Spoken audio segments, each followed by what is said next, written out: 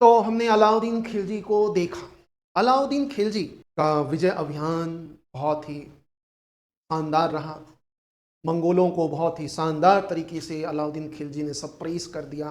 फिर मंगोल का अभियान उस तरह से फिर कभी नहीं हुआ जैसे अलाउद्दीन खिलजी के शासनकाल में हुआ।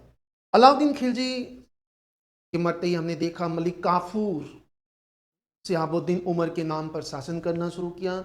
मलिक काफूर लगभग 40 दिन तक सुल्तान के रूप में शासन किया और फिर मलिक काफूर को मुबारक शाह खिलजी ने, जिसको मलिक काफूर ने कैद कर रखा, वो सिपाहियों की मदद से बाहर आया मलिक काफूर को। और फिर मुबारक शाह खिलजी का शासनकाल भी बहुत अच्छा नहीं था। सिर्फ 4 साल 1316 से 1320 तक वो शासन किया मुबारक शाह खिलजी। मुबारक शाह खिलजी सल्तनत का पहला सुल्तान था जिसने अपने आप को ही खलीफा डिक्लेयर कर दिया। एक तरह से देखें तो ये इस्लाम के विरुद्ध जाना हो। खलीफा कैसे आप डिक्लेयर, जैसे कि बर्नी और अमीर खुसरो इसके बारे में बताता है कि ये जो है ना मुबारक शाह खिलजी, बर्नी कहता है कि ये तो दरबार में कभी कभी बिना कपड़े के ही नंग धड़ंग दौड़ लगा देता था। और अमीर खुसरो कहता है मुबारक शाह खिलजी के लिए कि ये तो लड़कियों के, महिलाओं के वस्त्र में ही दरबार में आकर बैठ जाता था और महिलाओं के साथ ही नाचना गाना, महिलाओं के साथ नाचते थे, महिलाओं जैसे ही नाच गान भी करता था। पागल टाइप का था ये। तो ऐसे पागलों को पागल भी बनाया। इसी का एक मित्र था जो कि हिंदुस्तानी मुसलमान था, खुसरो शाह का काफी अच्छा मित्र था मुबारक शाह खिलजी का।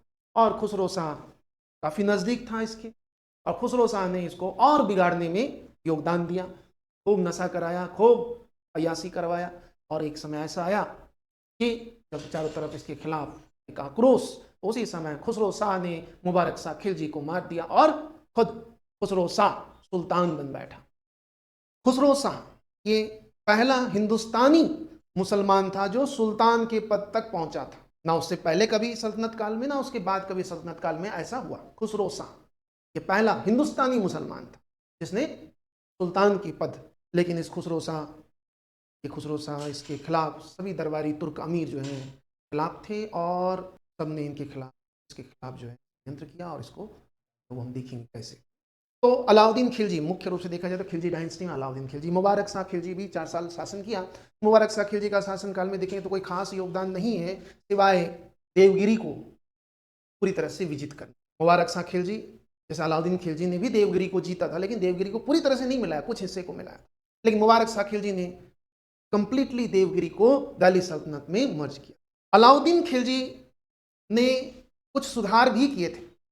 विजय अभियान तो किया ही था, साथ में कुछ सुधार भी इसके बहुत ही महत्वपूर्ण है। ऐसे हम लोग सल्तनत के एडमिनिस्ट्रेशन को अलग से देखेंगे, लेकिन फिर भी हमें अलाउद्दीन खिलजी के कुछ सुधार है ना कार्यों को हम इसके साथ ही देख लेते हैं। जैसे अलाउद्दीन खिलजी के सुधार कार्य क्या था, तो इसने सैन्य क्षेत्र में काफी सुधार किया था। सैन्य है ना, इसको सैन्य का महत्व समझ में आया था कि क्यों आया, क्योंकि बार बार मंगोल आक्रमण, तो ये परेशान था।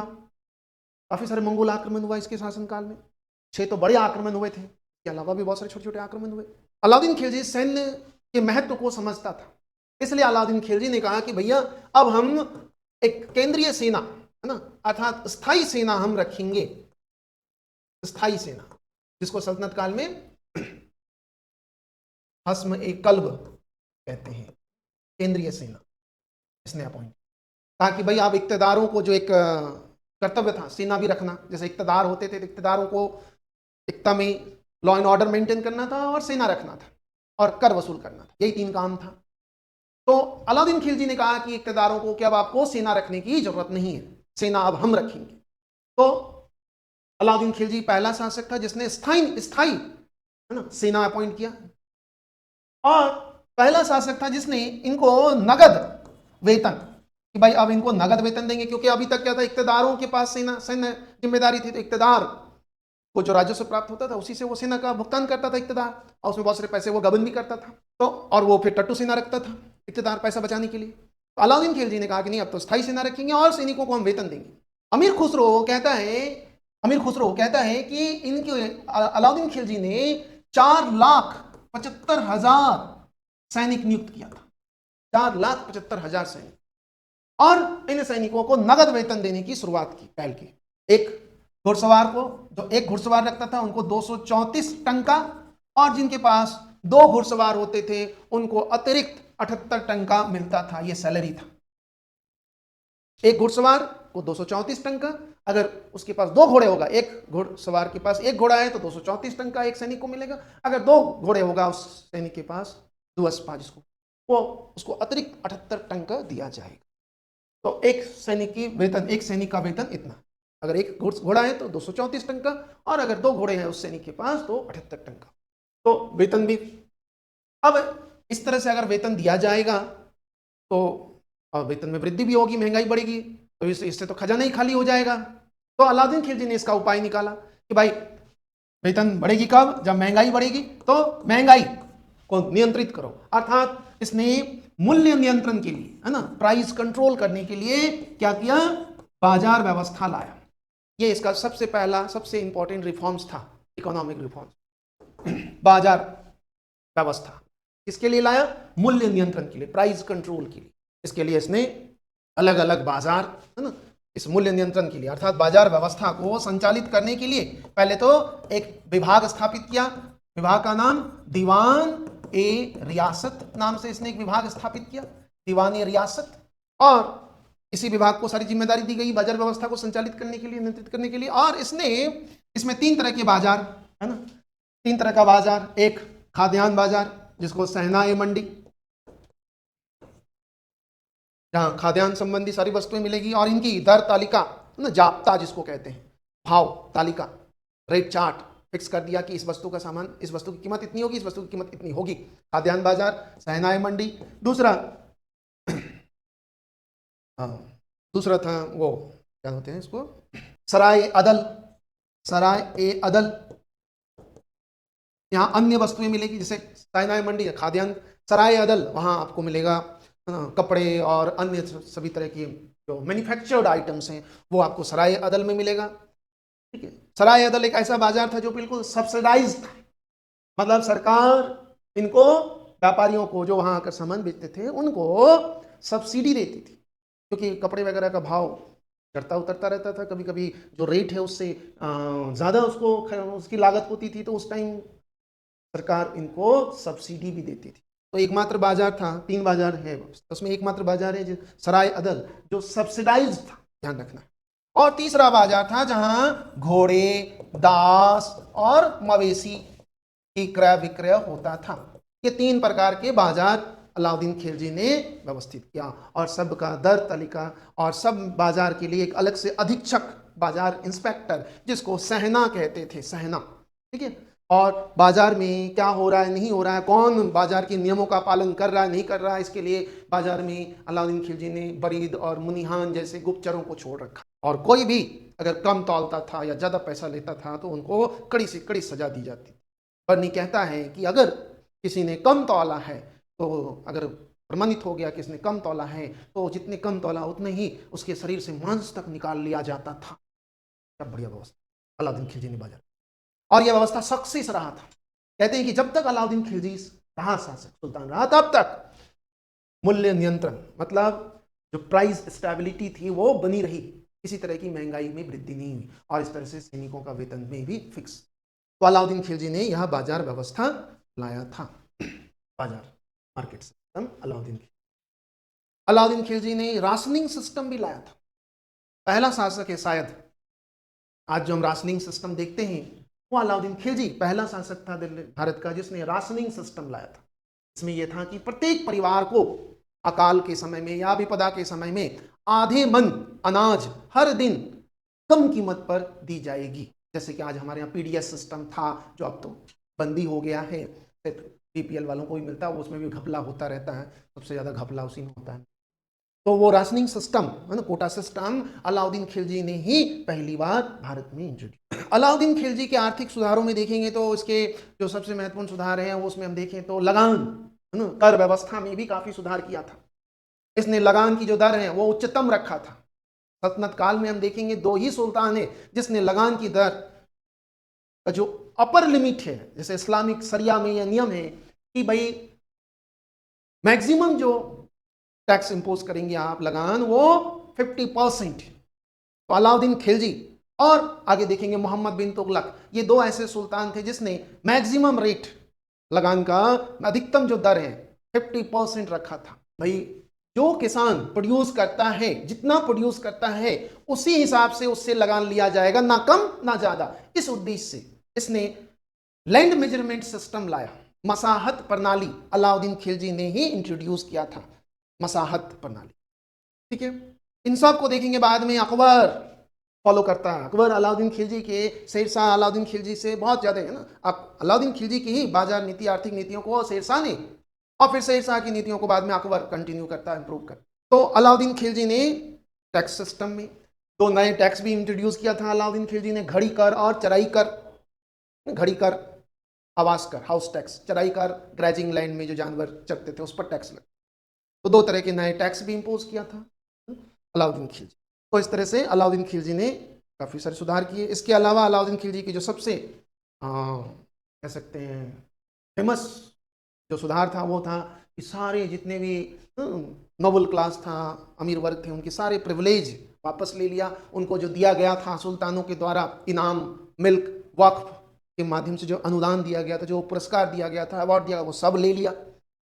ग्रामीण क्षेत्र में जो मुखिया जमींदार होते थे, खोत, मुकद्दम, चौधरी, इनके जो प्रिविलेज था, इनके जो विशेषाधिकार था, वो भी इनसे छीन लिया गया।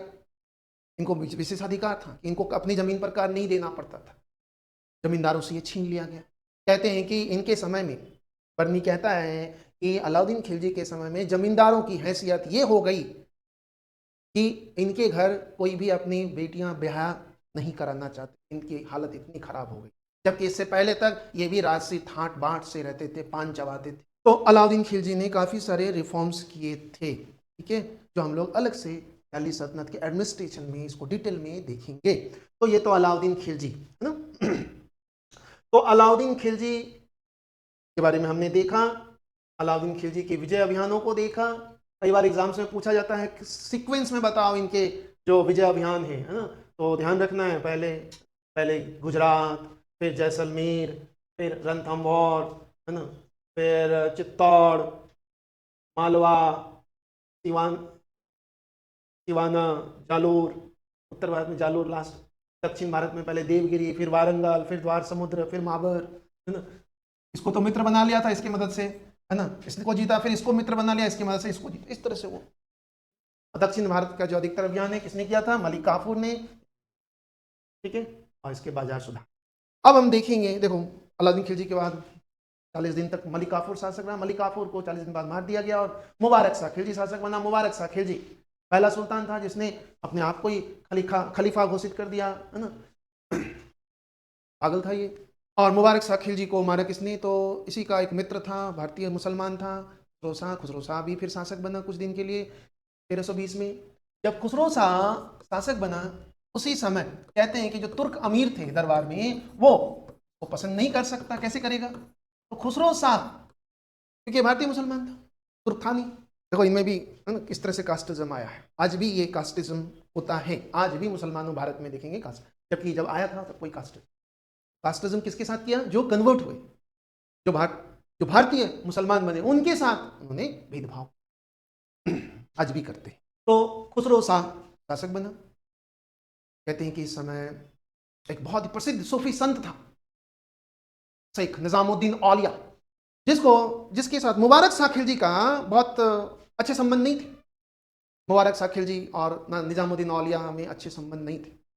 और जब खुसरो शाह ने मुबारक खिलजी को मारा तो निजामुद्दीन औलिया खुसरो शाह के करीब आया, क्योंकि मुबारक शाह खिलजी ने तो निजामुद्दीन औलिया को मारने की धमकी दे रखा था। और इस तरह से निजामुद्दीन औलिया को मारने वाला चला गया। तो खुसरो शाह के साथ निजामुद्दीन औलिया के बहुत अच्छे संबंध, और खुसरो शाह ने निजामुद्दीन औलिया को काफ़ी सारे धार्मिक दान भी किया कि आप कल्याणकारी कार्य करो अपने निजामुद्दीन औलिया को। लेकिन तुर्क अमीर खुसरो शाह को पसंद नहीं करता था, इनको अछूत समझता था ये।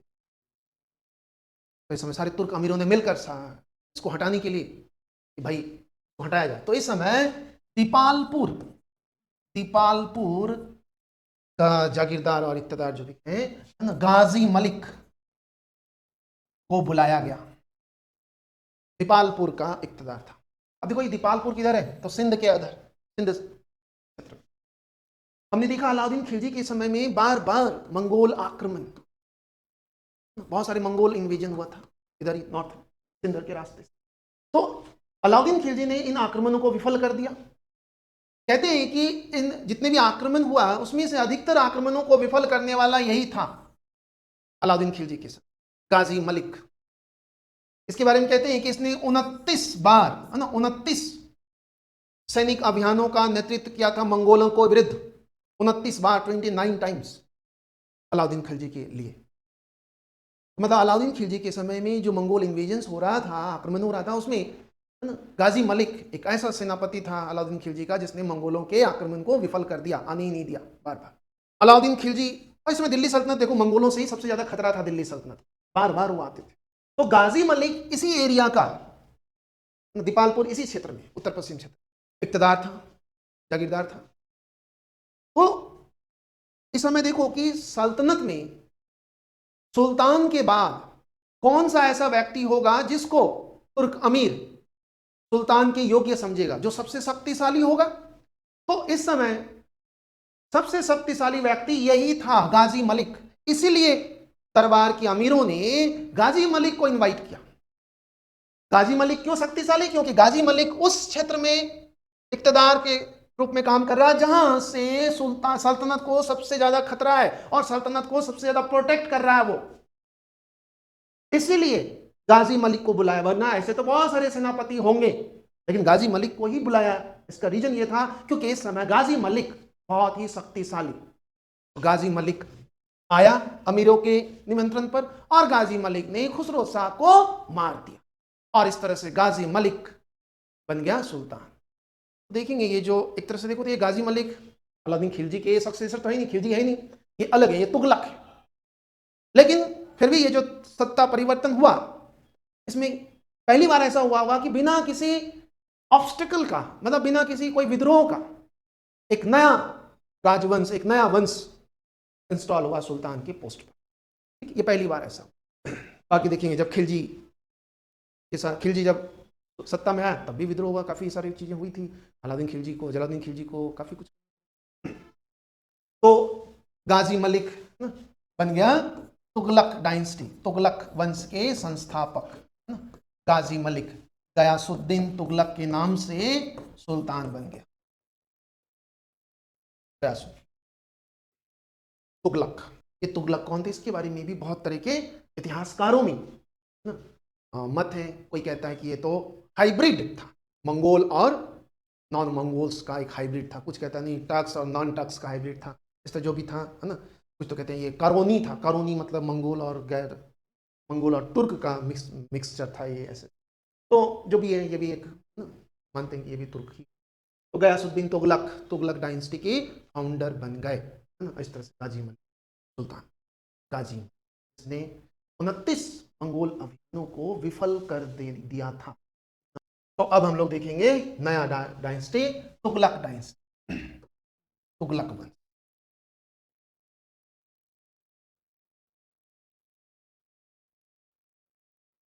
तुगलक, तुगलक डायनेस्टी।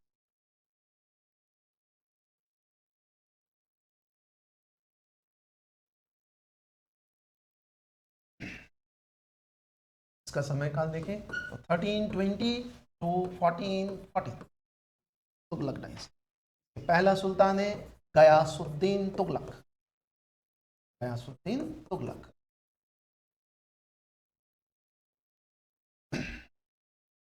गयासुद्दीन तुगलक ज्यादा समय तक रूल नहीं किया था, सिर्फ 5 साल ही इसने शासन किया, 5 साल।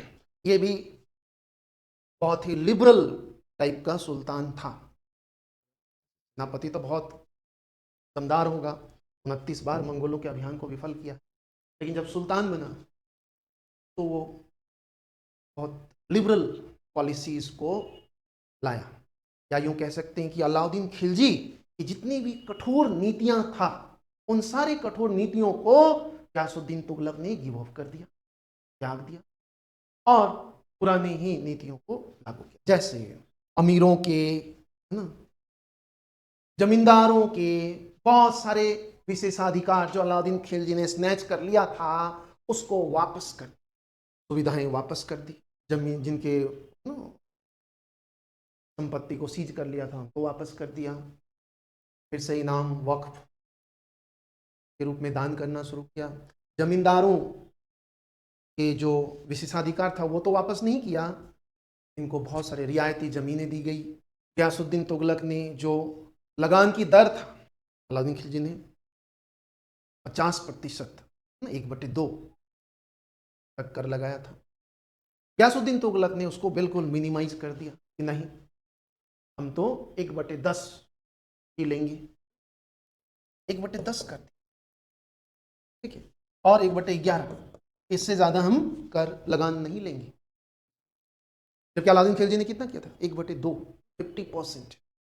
तो इस तरह से देखें तो गयासुद्दीन तुगलक एक लिबरल उदार शासक। गयासुद्दीन तुगलक ने बहुत सारे नए इन्वेंशन भी किया, जैसे भारत में सबसे पहले पोस्टल सिस्टम है ना, डाक व्यवस्था लाने वाला यही था। पोस्टल सिस्टम को इसी ने इंट्रोड्यूस किया भारत में। इसकी प्रशंसा हम देखेंगे इब्न बतूता जो मोहम्मद बिन तुगलक के दरबार में आया था मोरक्को, वो काफी प्रशंसा करता है कि यहाँ का पोस्टल सिस्टम देखकर तो हम यातायात व्यवस्था, डाक व्यवस्था को इसने व्यवस्थित किया, पहली बार डाक सिस्टम को व्यवस्थित इसने। इसके अलावा इसी ने है ना सिंचाई के लिए पहला सुल्तान था जिसने सिंचाई के लिए कैनल्स बनवाया, नहर बनवाया, पहला सिंचाई के लिए नहर बनवाया। तो गयासुद्दीन तुगलक इसी ने डाक व्यवस्था लाया और नहर व्यवस्था। बाद में देखेंगे फिरोज शाह तुगलक काफी सारे नहरों का निर्माण करवाता है। गयासुद्दीन तुगलक के समय में ही देखते हैं इसका पुत्र, गयासुद्दीन का पुत्र जौना खान। देखो हम लोग लिखते हैं कहीं कहीं खां और कहीं कहीं खान लिखते हैं। खान कोई सरनेम नहीं था, क्योंकि आज हम देखते हैं खान सरनेम लगाते हैं लोग, खान कभी सरनेम रहा ही नहीं था। खान एक ओहदा था। अलाउद्दीन खिलजी से पहले हम देखते हैं खान एक उपाधि हुआ करता था। अलाउद्दीन खिलजी ने जो सेना व्यवस्था लाया था, सैन्य व्यवस्था, उसमें केंद्रीय सेना, तो केंद्रीय सेना में एक कह सकते हैं एक क्रोनोलॉजी था। सबसे बड़ा सेनापति खान, फिर अमीर, मलिक, सिपह सलार। तो खान सबसे बड़ा सैन्य अधिकारी था, खान के बाद सीधे सुल्तान। फिर तो अलाउद्दीन खिलजी ने खान एक पद क्रिएट किया था। अलाउद्दीन खिलजी से पहले खान एक ओहदा था, एक अवार्ड था, जबकि आज हम देखते हैं खान लोग सरनेम लगाते हैं। हम देखेंगे मुगलों के समय में, अंग्रेजों के समय में बहुत सारे हिंदू खान लगाते, खान नाम के साथ। तो एक्चुअली वो सरनेम नहीं था, वो एक तरह से अवार्ड था उसका। तो जौना खान गयासुद्दीन तुगलक का ही सबसे बड़ा पुत्र था। कई पुत्र थे लेकिन सबसे बड़ा पुत्र जौना खान। तो गयासुद्दीन तुगलक ने जौना खान के नेतृत्व में दक्षिण के विजय अभियान किया। सबसे पहले इसने वारंगल, जैसे हमने देखा देवगिरी को तो पूरी तरह से जीत लिया था, दिल्ली सल्तनत में विलय कर लिया था मुबारक शाह खिलजी ने। तो अब देवगिरी के बाद कौन सा, वारंगल का नंबर आएगा। तो जौना खान के नेतृत्व में दक्षिण का अभियान किया था, वारंगल अभियान। इस समय वारंगल का शासक प्रताप रुद्रदेव। तो कहते हैं कि जब पहला अभियान किया था जौना खान ने वारंगल के विरुद्ध, तो उस अभियान में वो असफल हो गया। पुनः अगले वर्ष 1322 ईस्वी में पुनः एक और अभियान किया, और इस अभियान में जौना खान को सफलता मिल गई, अर्थात वारंगल को जीत लिया, वारंगल के शासक को परास्त किया और वारंगल को पूरी तरह से, वारंगल का नाम ही इसने बदल दिया, सुल्तानपुर कर दिया, सुल्तानपुर, वारंगल को जीत। तो इस तरह से गयासुद्दीन तुगलक के समय में दक्षिण भारत का एक और प्रांत वारंगल दिल्ली सल्तनत के। इसके अलावा गयासुद्दीन तुगलक के समय में कई और विजय अभियान किया, जैसे उड़ीसा कलिंग क्षेत्र, उसका भी विजय अभियान किया। उड़ीसा के शासक थे भुवन देव, उसको परास्त किया। फिर इसी समय बंगाल अभियान भी किया था। गयासुद्दीन तुगलक का बंगाल अभियान यह गयासुद्दीन तुगलक का अंतिम विजय अभियान था। एक तो वारंगल को जीता, दूसरा उड़ीसा पर अटैक किया, और तीसरा बंगाल। ये गयासुद्दीन तुगलक ने ही इस अभियान का नेतृत्व किया, बंगाल अभियान का, या उससे उड़ीसा के अभियान। बंगाल, गयासुद्दीन तुगलक ने जब बंगाल अभियान किया तो कहते हैं कि बंगाल अभियान में जाने से पहले गयासुद्दीन तुगलक ने निजामुद्दीन औलिया को, जिसके साथ काफी समय से, जब से गयासुद्दीन तुगलक सुल्तान बना था तब से ही निजामुद्दीन औलिया के साथ इनकी अनबन थी। अनबन किस बात को लेकर था? तो खुसरो शाह ने निजामुद्दीन औलिया को काफी सारे धन दान के रूप में दिया था, और गयासुद्दीन तुगलक निजामुद्दीन औलिया से वह धन वापस मांगता है, और निजामुद्दीन औलिया यह कहकर मना कर देता है कि वो धन हमारे पास आज है ही नहीं, हमने वह धन दान कर दिया, पुण्य कार्य में दान डिस्ट्रीब्यूट कर दिया। इसी बात को लेकर, और कहीं ना कहीं निजामुद्दीन औलिया का एक सिंपैथी रहा होगा खुसरो शाह के प्रति, क्योंकि खुसरो शाह काफी सहयोग किया था निजामुद्दीन औलिया, और इसीलिए शायद गयासुद्दीन तुगलक जब शासक बना तो निजामुद्दीन औलिया इस कार्य को सपोर्ट नहीं किया होगा। इसी लिए देखते हैं कि गयासुद्दीन तुगलक और निजामुद्दीन औलिया के बीच, तो कहते हैं कि जब गयासुद्दीन तुगलक बंगाल विजय के लिए जा रहा था तो जाने से पहले उसने निजामुद्दीन औलिया को, जानते निजामुद्दीन औलिया भी दिल्ली में ही अपना खानकाह बना रखा था, तो निजामुद्दीन औलिया है ना, चिश्ती सिलसिला का बहुत बड़ा संत, निजामुद्दीन औलिया को वार्न किया था गयासुद्दीन तुगलक ने कि मैं बंगाल विजय के लिए जा रहा हूं, और जब वापस मैं दिल्ली आऊंगा तब तक तुम दिल्ली छोड़ देना, अन्यथा हम तुम्हें नहीं छोड़ेंगे। तो निजामुद्दीन औलिया ने जवाब में कहा था कि हुनूज दिल्ली दूरस्त, अर्थात आओ तो सही, दिल्ली बहुत दूर है अभी। तो कहते हैं कि बंगाल विजय अभियान किया और बहुत ही सक्सेसफुली उसने बंगाल को जीता, और जीतकर जब वापस आ रहा था तो दिल्ली के बाहर ही गयासुद्दीन तुगलक के सम्मान में विजय करके आए भाई सुल्तान, तो उनके सम्मान समारोह के लिए एक लकड़ी का बड़ा पंडाल बनाया था, और जैसे गयासुद्दीन तुगलक उस पंडाल में चढ़ा, कहते हैं उसी समय पंडाल में आग लग गई और गयासुद्दीन तुगलक उस आग में जलकर मर गया।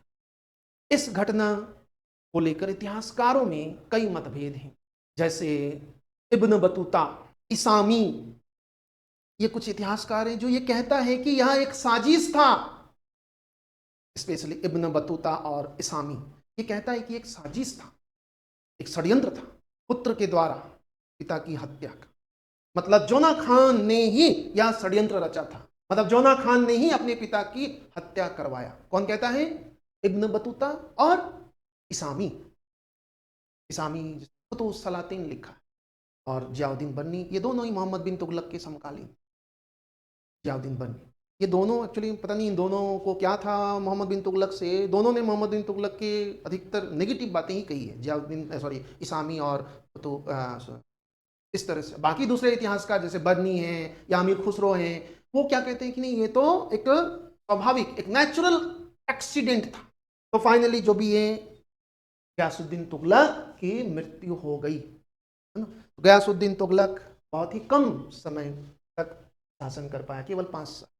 गयासुद्दीन तुगलक ने, जैसे कि मैंने बताया, अलाउद्दीन खिलजी की जो कठोर नीतियां था उसको त्याग दिया।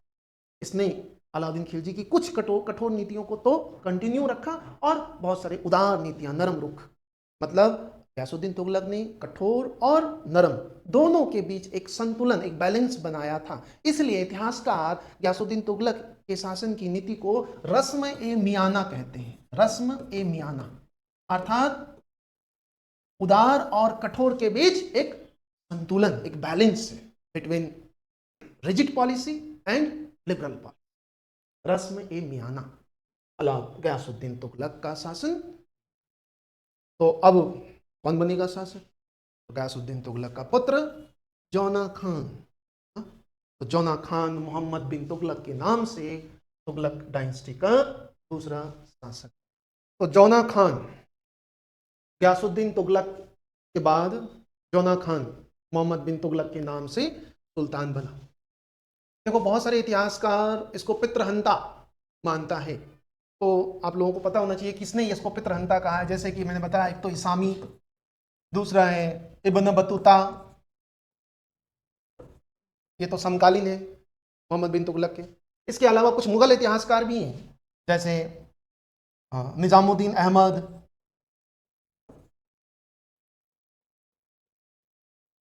अबुल फजल और बदायूनी। ये सब क्या कहता है कि भैया मोहम्मद बिन तुगलक ने अपने पिता का मर्डर किया था, हत्या किया था। कोई प्राकृतिक दुर्घटना में गयासुद्दीन तुगलक नहीं हुई थी, बल्कि एक साजिश था सुल्तान बनने के लिए। इसने ये सब कहता है पितृहंता। ये दोनों तो समकालीन है और ये मुगल इतिहासकार हैं, निजामुद्दीन अहमद, अबुल फजल। जब बाकी अन्य इतिहासकार जितने भी हैं वो कहते हैं नहीं, ये तो एक प्राकृतिक घटना थी, नेचुरल। तो इस तरह से मोहम्मद बिन तुगलक गयासुद्दीन तुगलक के बाद गयासुद्दीन तुगलक का बेटा जौना खान, मोहम्मद तुगलक जौना खान को गयासुद्दीन तुगलक ने उलुग खान की उपाधि भी दिया, वारंगल विजय की। तो मोहम्मद बिन तुगलक शासक बना। मोहम्मद बिन तुगलक पूरे दिल्ली सल्तनत में जितने भी सुल्तान बने, लगभग 32 सुल्तानों ने सल्तनत काल में, अर्थात 1206 से लेकर 1526 के बीच कुल 32 सुल्तानों ने शासन किया। उसमें से सबसे ज्यादा पढ़ा लिखा शिक्षित व्यक्ति, शिक्षित सुल्तान यही था। बहुत बड़ा ज्योतिष शास्त्री, खगोल शास्त्री, गणितज्ञ, दार्शनिक, तर्कशास्त्री सब था। बस इतिहासकार नहीं था, इतिहास का जानकारी नहीं था इनके पास, इसलिए शायद ये असफल रहा। तो इतिहास की जानकारी सभी को होनी चाहिए, सभी को, ताकि हम जान सकें पास्ट में क्या हुआ, फिर हम फ्यूचर में अच्छे से सकते हैं। एक तो ये सामान्य और इससे एक समझ विकसित होती। तो इतिहासकार नहीं था, बाकी सब विषयों का ज्ञाता था। बहुत बड़ा विद्वान था ये, लेकिन बहुत ही अभागा व्यक्ति भी था, साथ ही नहीं देता था। इसलिए कई इतिहासकारों ने इसके लिए कहा है कि ये तो एक अच्छा और बुरा दोनों का एक तरह से मिक्सचर था, बहुत सारे विरोधाभासों का। इसके बारे में इतिहासकार कहता है कि ये बहुत दूरदर्शी भी था, बहुत क्रूएल भी था और विधर्मी भी था। बहुत सारे गैर मुसलमानों को रक्त बहाने में इसको बहुत मजा आता था। वहीं ये होली भी मनाता था, दिवाली भी मनाता था, गैर मुसलमानों को मारता भी था और गैर मुस्लिम पर्व त्यौहार को मनाता भी था। होली उत्सव मनाता था। मोहम्मद बिन तुगलक, अलाउद्दीन खिलजी ने देखा, इसने धर्म को, उलेमाओं को बिल्कुल साइड रखा। वो कहता है कि हम शासन में वही निर्णय लेंगे जो प्रजा के हित में हो, जो हमारे धर्म को। अलाउद्दीन खिलजी ने देखा, हमने धर्म को बिल्कुल अलग रखा। मोहम्मद बिन तुगलक ने तो बिल्कुल ही सेपरेट कर दिया धर्म को। अलाउद्दीन खिलजी ने कोशिश किया था, बहुत हद तक सफल भी रहा था, लेकिन मोहम्मद बिन तुगलक ने तो बिल्कुल धर्म को अलग ही कर दिया। हालांकि इसने भी खलीफा को मान्यता दिया, जैसे अलाउद्दीन खिलजी ने खलीफा को मान्यता दिया। खिलवत तो क्या लेंगे, क्योंकि खलीफा तो था, खलीफा को मान्यता दिया था अलाउद्दीन खिलजी। मोहम्मद बिन तुगलक ने भी खलीफा को मान्यता दिया, लेकिन फिर भी उसने धर्म कर्म को बिल्कुल साइड रखा। हम कह सकते हैं कि धर्मनिरपेक्ष राज्य की स्थापना का प्रयास किया। मोहम्मद बिन तुगलक पहला शासक था, बहुत सारे धर्मनिरपेक्ष भवन स्थापत्य का निर्माण भी। मोहम्मद बिन तुगलक बहुत दूरदर्शी भी था और बहुत बेवकूफ़ भी था, बहुत पढ़ा लिखा भी था, बहुत इलिटरेट पर्सन भी था, सब कुछ था। मोहम्मद बिन तुगलक शासक बनते ही इसने सबसे पहले तो अपने साम्राज्य को प्रांतों में बांटा, है ना, एकता जिसको कहते हैं, है ना, 23 एकता। हाँ, इसकी पूरी दिल्ली सल्तनत को 23 इक्तों में बांट दिया, 23 इक्ताज। मोहम्मद बिन तुगलक बनते ही इसने कुछ योजनाएं लाया। कुछ इसका मूल उद्देश्य था इन योजनाओं को लागू करने का, क्रियान्वयन करने का, एक शक्तिशाली साम्राज्य। इस उद्देश्य से उसने कई योजनाओं को क्रियान्वित किया, लेकिन वो सारी योजनाएं एक के बाद एक असफल हो। इससे मोहम्मद बिन तुगलक साम्राज्य में, उसके साम्राज्य में जो रेपुटेशन था वो, और इसी का परिणाम हम देखते हैं। मोहम्मद बिन तुगलक के विरुद्ध विद्रोह भी होता है। मोहम्मद बिन तुगलक पहला सुल्तान था दिल्ली सल्तनत का जिसने संपूर्ण दक्षिण भारत को दिल्ली सल्तनत विलय किया, और पहला सुल्तान था जिसके समय में हम देखते हैं कि दक्षिण भारत कई राज्य स्वतंत्र भी होते। इसी का शासनकाल में हम देखते हैं विजयनगर, बहमनी स्वतंत्र राज्य। तो इनकी कई योजनाएं हैं, उनको हम लोग पहले देखें। तो सबसे पहला इनकी योजना जो थी वो था दोआब में कर वृद्धि। दोआब में कर वृद्धि पहली। जैसे कि हम जानते हैं दोआब क्षेत्र का सिग्निफिकेंस, सल्तनत काल में भी बहुत सारे सुल्तानों ने, इल्तुतमिश हो, चाहे बलबन हो, चाहे अलाउद्दीन खिलजी, सब ने दोआब के महत्व को समझा था कि ये एक ऐसा क्षेत्र है जहां से काफी रेवेन्यू, राजस्व प्राप्त हो। लेकिन मोहम्मद बिन तुगलक न केवल उसके महत्व को समझा बल्कि उस एरिया को एक्सप्लोर करने के लिए क्या किया, भैया अब तो हम दोआब क्षेत्र से कर ज्यादा लेंगे, कर में वृद्धि कर दी। और जिस वर्ष मोहम्मद बिन तुगलक ने यह आदेश जारी किया, उसी वर्ष दोआब क्षेत्र में अकाल पड़ गया, सूखा पड़ गया। तो किसान पुरानी जो दर था वो ही देने में असक्षम था, तो फिर नए वृद्धि, नए जो पड़े हुए दर हैं वो कैसे दी? तो इस समय किसानों ने विद्रोह कर दिया, दोआब क्षेत्र काफी विद्रोह हुआ। अंततः मोहम्मद बिन तुगलक को यह आदेश वापस ले, नहीं, जो पुराने जो दर हैं उसी में आप। इसी दौरान मोहम्मद बिन तुगलक ने कृषि के महत्व को समझा था और मोहम्मद बिन तुगलक ने कृषि क्षेत्र के विकास के लिए बहुत सारे कार्य किए। क्या क्या कार्य किया? तो सबसे पहले इसने, पहला शासक है सुल्तान है जिसने एक अलग से कृषि विभाग, अमीर ए कोही दीवान, अमीर ए कोही नाम से इसने एक कृषि विभाग की स्थापना की।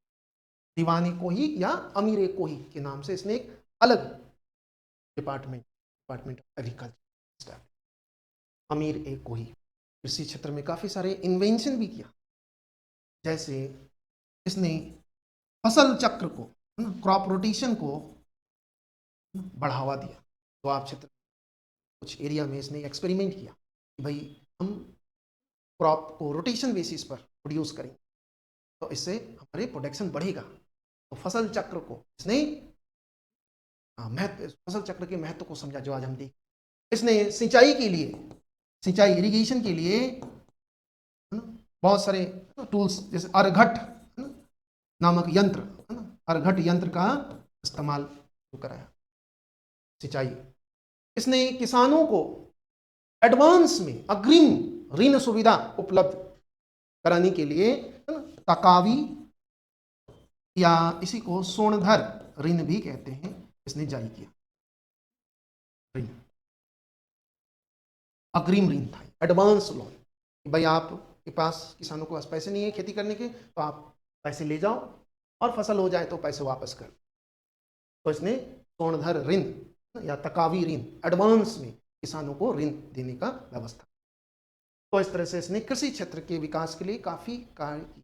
फसल चक्र को भी, सिंचाई के लिए अर्घट और रहट भी बोलते हैं इसको, रहट या अर्घट, सोनधर या तकावी ऋण दिया। तो दोआब क्षेत्र में कर वृद्धि, जो कि असफल रहा इसका ये योजना। क्यों असफल रहा? क्योंकि उसी वर्ष अकाल पड़ गया। इसकी क्या गलती, खराब थी। तो पहला योजना असफल। दूसरी योजना देखिए जो बहुत ही रोचक और विवादित भी है, वो है राजधानी परिवर्तन, कैपिटल शिफ्टिंग। राजधानी, इस समय इनकी राजधानी कहां थी? दिल्ली। अब वो कहता है कि दिल्ली से देवगिरी, जिसको इसने नाम दिया था दौलताबाद, राजधानी से देवगिरी, दिल्ली से अब देवगिरी हमारी राजधानी होगी। देवगिरी यादवों का जो डायनेस्टी था, देवगिरी में दक्कन वाली, देवगिरी को राजधानी बनाने की घोषणा, देवगिरी को ही नाम रखा इसने दौलताबाद, देवगिरी। ये दिल्ली और दौलताबाद 1500 किलोमीटर का डिस्टेंस है दोनों में। अब दक्षिण की तरफ राजधानी। तो ये राजधानी परिवर्तन का योजना क्यों बनाया मोहम्मद बिन तुगलक ने? तो देखो कि इसका वजह ये था कि पहला तो ये कि संपूर्ण भारत, दक्षिण भारत को भी इसने, वारंगल और सबको विलय कर लिया था। वैसे सब दक्षिण भारत दिल्ली सल्तनत का पार्ट बन गया था।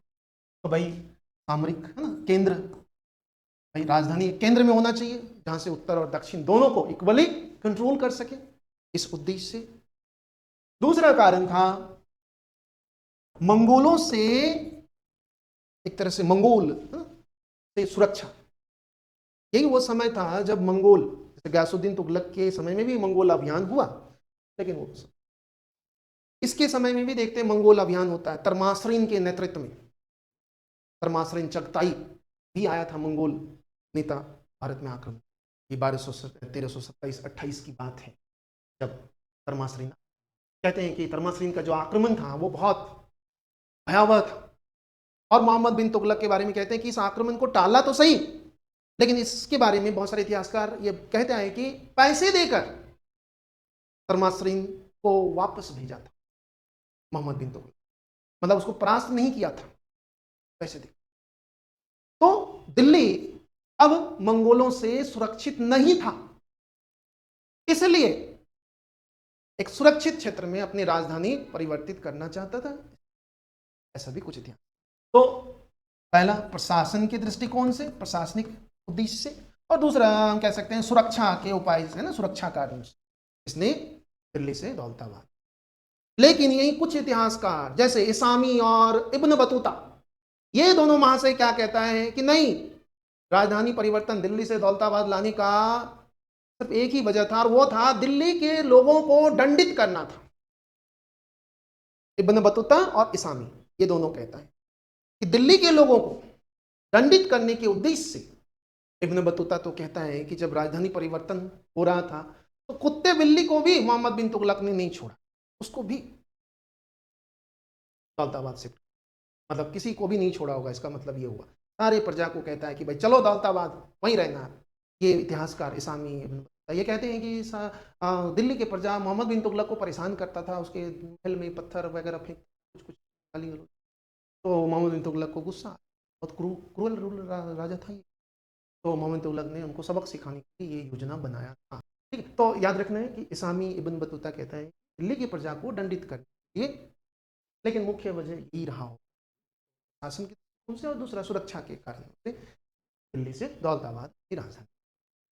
लेकिन यह योजना भी असफल हो गया। कहते हैं कि एक साल के अंदर, एक साल ही राजधानी रह पाया, एक साल के बाद उसको वापस अपनी योजना को लेना, वापस दौलताबाद से दिल्ली अपनी राजधानी। ऐसा क्यों किया फिर? तो ऐसा इसलिए किया कि जब दौलताबाद को इसने राजधानी बनाया तो उत्तर भारत में इस समय इनकी नियंत्रण ढीला पड़ गया। तो उत्तर भारत के राज्यों में इस समय एक तरह से सुल्तान के प्रति जो वफादारी थी, जो डर था, जो समय वो कम होने लगा और विद्रोह होने लगा, इसलिए। और दूसरा कहते हैं कि इस समय दौलताबाद का क्लाइमेट और दिल्ली का क्लाइमेट में बहुत डिफरेंस था, और यहाँ का क्लाइमेट इनको पास नहीं आया, तो वापस दौलताबाद से।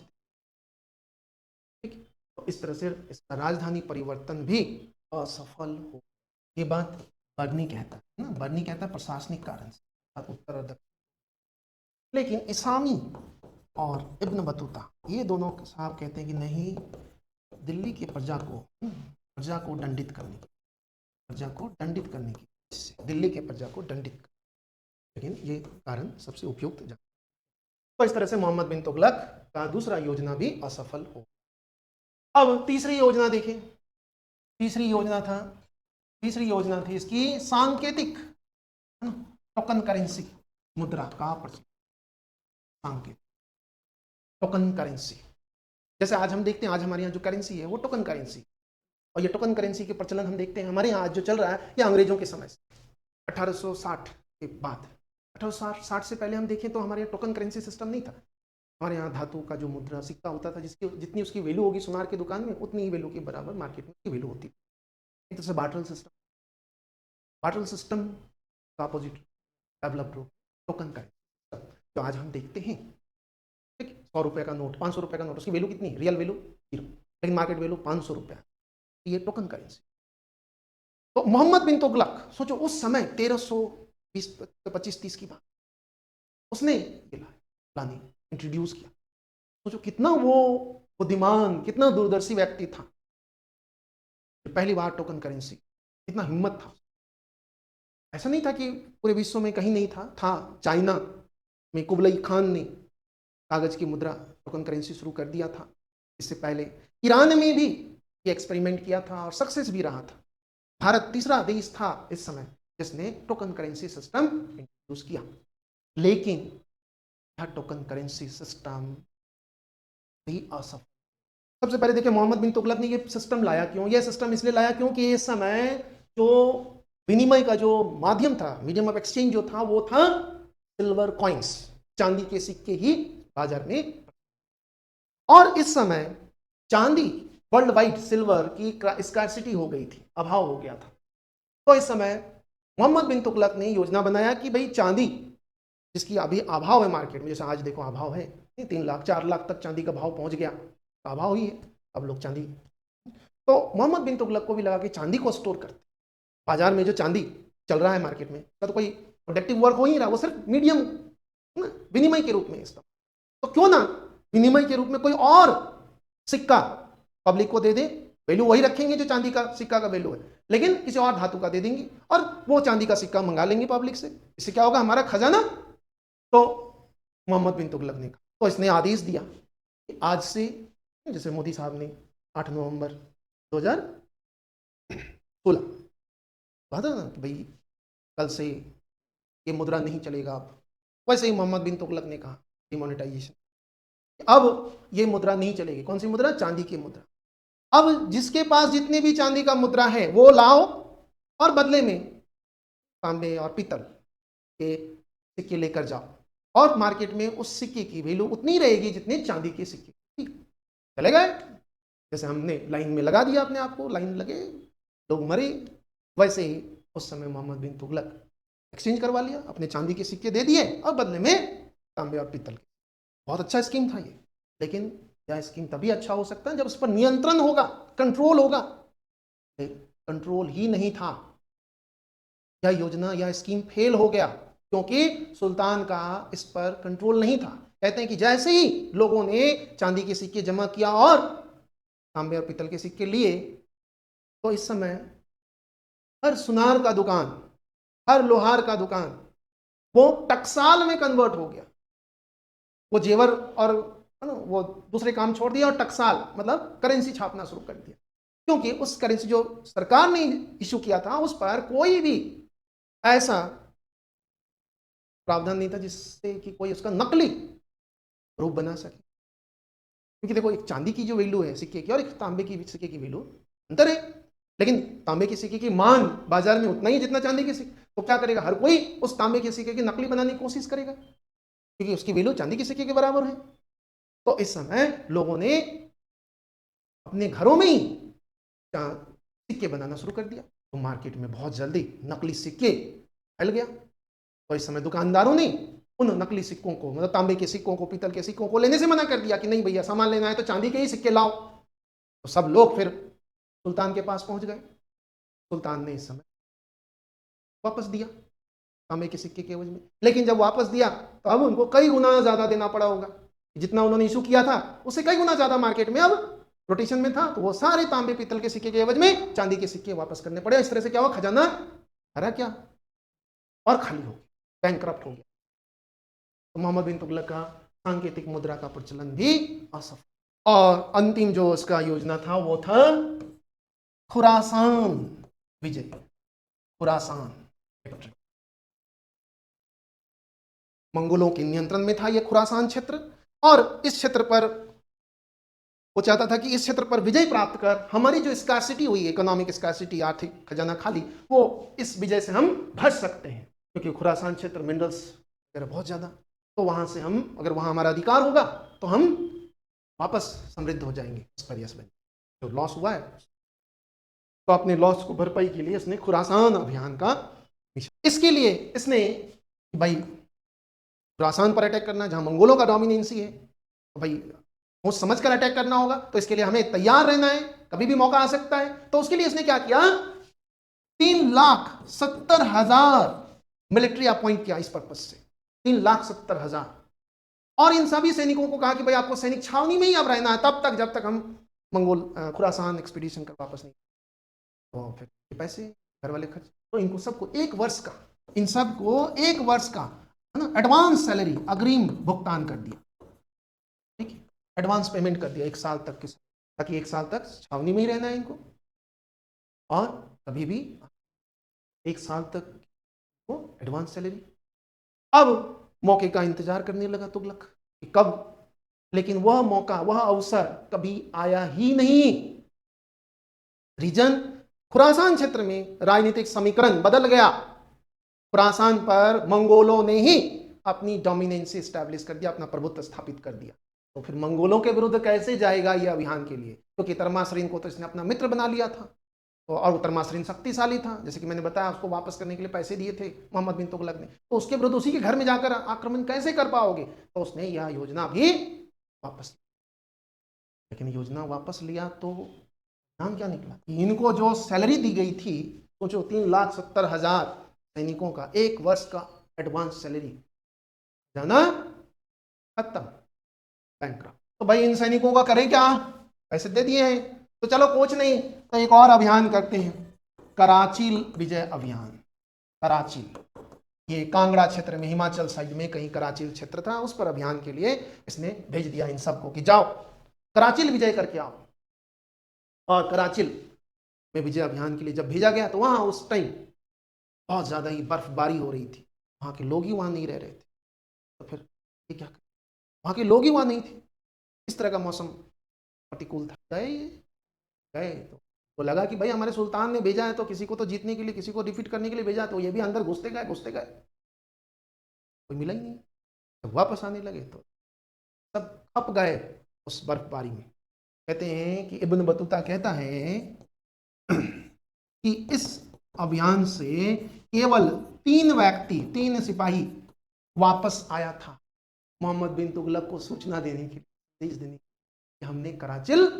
तो ये मोहम्मद बिन तुगलक की योजनाएं जो कि इतिहास में बहुत ही प्रसिद्ध हैं, ये अपनी पागल योजनाओं, पागल शासक, बहुत ज्यादा पढ़ा लिखा। तो मोहम्मद बिन तुगलक है ना, ये समय से बहुत आगे का शासक था शायद, है ना, तभी इनकी सारी योजनाएं असफल हो गई।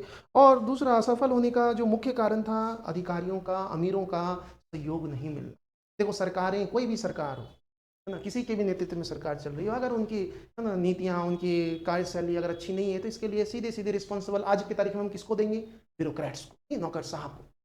आज अगर हमारी सरकार कोई गलत नीति लागू करती है, कोई गलत कार्यक्रम लागू करता है, तो हम क्या कहेंगे कि भाई सरकार को जो सलाह देने वाले जो ब्यूरोक्रेट्स हैं वो कैसे हैं, ठीक है। और ब्यूरोक्रेट्स तो योग्य ही होते हैं, अयोग्य तो होते नहीं, फिर वो इस तरह का सलाह कैसे दे रहे हैं, हो सकता है वो उस सरकार के, उस नेतृत्व के विचारों के से उनका विचार मेल नहीं खाता, जैसे कि अभी इन दिनों हम देख पा रहे हैं, ऐसा ही हो रहा है हमारे देश। तो शायद संभवतः मोहम्मद बिन तुगलक के जो सलाहकार थे, जो दरबारी थे, या जिनके माध्यम से मोहम्मद बिन तुगलक इन योजनाओं को, स्पेशली जो सांकेतिक मुद्रा क्रियान्वयन, तो दरबारियों का, अमीरों का सहयोग नहीं मिला होगा, इसीलिए वह योजना, वह सारी योजनाएं असफल हो।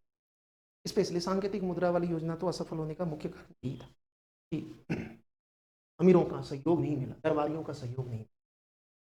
तो मोहम्मद बिन तुगलक के शासनकाल में देखें तो मोहम्मद बिन तुगलक ने शासक बनते ही अमीरों पर कठोर नियंत्रण, मतलब अलाउद्दीन खिलजी के उन सारी कठोर नीतियों को लागू किया। इससे अमीर वर्ग, गयासुद्दीन तुगलक ने क्या किया था, अमीरों को वो सारी सुविधाएं वापस कर दी थी जो अलाउद्दीन खिलजी ने ले लिया था। लेकिन मोहम्मद बिन तुगलक ने वापस उन सारे अधिकारों को छीन लिया। इससे क्या हुआ कि अमीर वर्ग की जो वफादारी थी सुल्तान के प्रति, वो नहीं रही थी। एक तो ये कारण था जिसकी वजह से अमीर वर्ग का सहयोग नहीं मिला, और सहयोग ही नहीं बल्कि अमीर वर्ग ने तो सुल्तान मोहम्मद बिन तुगलक के विरुद्ध विद्रोह भी देखेंगे काफ़ी सारे। इसके अलावा मोहम्मद बिन तुगलक को उलेमा वर्ग का भी किसी भी तरह का सहयोग नहीं मिला, क्योंकि मोहम्मद बिन तुगलक ने पूरी तरह से धर्म को राजनीति से पृथक कर दिया था। ऐसा करने वाला सल्तनत का पहला सुल्तान। अलाउद्दीन खिलजी ने तो प्रयास किया था, लेकिन मोहम्मद बिन तुगलक ने धर्म को बिल्कुल राजनीति से अलग कर। इससे उलेमा वर्ग काफी नाराज हो। तो इन सब की वजह से मोहम्मद बिन तुगलक के शासनकाल में, जबकि इतने योग्य सुल्तान था, फिर भी इतना पढ़ा लिखा था, फिर भी इनका शासनकाल में योजनाएं असफल हुई। इनके समय में ही देखें तो सबसे ज्यादा इन्हीं के अमीरों ने, के अधिकारियों ने वो किया। इनके समय में देखें तो कई सारे विद्रोह हुए, कई सारे विद्रोह हुए। मतलब इनका जो अंतिम समय है वो विद्रोह को ही कुचलता खुद ही। इनमें सबसे प्रमुख विद्रोह है सागर, दक्षिण भारत में सागर का में के सूबेदार है ना, अली गुरसप का विद्रोह। फुर्सत, जो कि मोहम्मद बिन तुगलक का ही कजन था, चचेरा भाई था। इसने मोहम्मद बिन तुगलक के खिलाफ विद्रोह कर दिया। फिर मोहम्मद बिन तुगलक को काफ़ी दिक्कत पड़ी इसके विद्रोह को दबाने में। फिर इसी समय देखते हैं ना, माबर क्षेत्र, माबर मतलब पांड्य वाला क्षेत्र दक्षिण, यहाँ भी इसके अधिकारी था एहसान, एहसान हाँ ने विद्रोह कर दिया था माबर क्षेत्र में। इसी समय हम देखते हैं कि दक्षिण भारत में एक स्वतंत्र राज्य की स्थापना, विजयनगर, इसी के समय 1336 ईस्वी में हरिहर और बुक्का, दो हिंदू भाई, जिसको वारंगल विजय के दौरान कहते हैं कि इन दोनों को हरिहर और बुक्का को उठाकर ले गया था मोहम्मद बिन तुगलक के दरबार में। और मोहम्मद बिन तुगलक इससे, इन दोनों भाइयों से काफी इंप्रेस हुआ था, हरिहर और बुक्का, इन दोनों से काफी खुश हुआ था। इन्हीं दोनों को वापस अपना प्रतिनिधि बनाकर दक्षिण भेजा था। जैसे ही दक्षिण आया तो धर्मांतरण नहीं हुआ। कहते हैं विद्यारण्य नामक पंडित से इसने पहले अपना वापस धर्म शुद्धिकरण कराया और इस क्षेत्र में स्वतंत्र राज्य की स्थापना, विजयनगर 1336, मोहम्मद बिन तुगलक के ही शासन। इसी समय देखते हैं अमीरान सद्दा, जो दक्षिण में मोहम्मद बिन तुगलक ने बहुत सारे अधिकारियों की नियुक्ति की थी, जिनकी जिम्मा, एक अधिकारी की अधीन 100 गांव शासन की जिम्मेदारी। ऐसे अधिकारियों को अमीरान ए सादा या सद्दा कहते थे।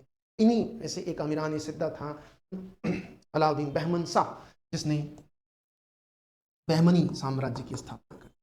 बहमनी 1340 ईस्वी, अलाउद्दीन बहमन। तो इसी के समय में मोहम्मद बिन तुगलक के समय देखते हैं दक्षिण भारत में दो स्वतंत्र राज्य, अर्थात मोहम्मद बिन तुगलक का दक्षिण विजय असफलता, दक्षिण देखा, दक्षिण अलाउद्दीन खिलजी पढ़ा लिखा नहीं था, वो अनपढ़ था वो, लेकिन फिर भी वो ज्ञान था कि दक्षिण पर नियंत्रण, प्रत्यक्ष नियंत्रण नहीं रख सकते। मोहम्मद बिन तुगलक ने प्रत्यक्ष नियंत्रण स्थापित किया, जिसकी वजह से वो कमजोर हुआ। यही देखेंगे मुगल काल में भी, अकबर, जहांगीर, शाहजहां तक दक्षिण, लेकिन जैसे औरंगजेब ने दक्षिण, संपूर्ण दक्षिण भारत पर अपना नियंत्रण स्थापित करता है, दक्षिण औरंगजेब शुरू बन जाए। तो उस समय संभव ही नहीं था। तो विजयनगर, बहमनी, इसी के समय, तो मोहम्मद बिन तुगलक के समय में काफ़ी विद्रोह हुआ और इन विद्रोह को ही कुछ वो खुद ही कहते हैं कि 1351 ईस्वी में सभी क्षेत्रों में, गुजरात में भी विद्रोह हुआ, सभी 1351 में सिंध क्षेत्र में विद्रोह हुआ था और इस विद्रोह को कुचलने के लिए वो गया था और वहीं बीमार हो गया। और फिर ही मोहम्मद बिन तुगलक का पुत्र नहीं था। मोहम्मद बिन तुगलक का जो कजन था एक, फिरोज शाह तुगलक, जिसको स्टार्टिंग से बड़े पद दे रखा था, वही फिरोज शाह तुगलक। तो इस तरह से मोहम्मद बिन तुगलक के शासनकाल में हम देखते हैं कि बहुत, और मोहम्मद बिन तुगलक के दरबार में मोरक्को से यात्री आए थे, इब्न बतूता। इब्न बतूता कहां से आया था? मोरक्को से। और मोहम्मद बिन तुगलक इससे इतने प्रभावित हुआ कि इसको दिल्ली का काजी नियुक्त कर दिया था। काजी इब्न बतूता काफी समय तक मोहम्मद बिन तुगलक के दरबार में रहा। फिर कुछ समय के लिए इन दोनों में, इब्न बतूता और मोहम्मद बिन तुगलक में भी अनबन हो गई थी। फिर बाद में मोहम्मद बिन तुगलक ने इब्न बतूता को चीन भेजा था, है ना, चीन, अपने दूत के रूप में चीन भेजा था 1342 ईस्वी, चीन भेजा। ये इब्न बतूता का जो यात्रा वृत्तांत है, इसका नाम है रेहला। इसमें वो काफी कुछ बताता है मोहम्मद बिन तुगलक के समय क्या और इसके चीन यात्रा। इस तरह से चीन जाते समय कई बार डाकुओं ने लूट लिया बेचारे को, और जब चीन से वापस आ रहा था तब भी वो काफी परेशान था। तो मोहम्मद बिन तुगलक के दरबार में गया ही नहीं, वो वापस वो इधर दक्षिण मालाबार होते हुए मोरक्को चला गया। मोरक्को गया तो वहाँ अपने अपना यात्रा वृत्तांत बताया और रेहला नाम से यात्रा वृत्तांत। ये मालाबार के बारे में कहता है कि मालाबार बहुत समृद्ध क्षेत्र है और यहाँ एक से एक मस्जिदें बनी हुई है और ऐसा लगता है कि लोग बहुत। तो इब्न बतूता मोहम्मद बिन तुगलक के दरबार में काफी समय तक रहा था, काजी पद पर था। वृत्तांत रेहला, इससे मोहम्मद बिन तुगलक के समय में काफी जानकारी। दूसरा, इसके दरबार में एक और विद्वान रहता था, जियाउद्दीन बर्नी। जियाउद्दीन बर्नी, ये भी मोहम्मद बिन तुगलक के दरबार में, ये भी बहुत बड़े विद्वान थे। ये ईरान से आए थे, कहते हैं कि बहुत पढ़े लिखे थे, ये स्कॉलर था बहुत बड़ा। तो इसने मोहम्मद बिन तुगलक, है ना, MBT और फिर बाद में फिरोज शाह तुगलक, इन दोनों के दरबार को सर्व किया था। मोहम्मद बिन तुगलक के दरबार में रहकर इसने एक पुस्तक लिखी, तारीख ए जहांदारी, तारीख ए जहांदारी। और फिरोज शाह तुगलक के दरबार में रहकर लिखा था तारीख ए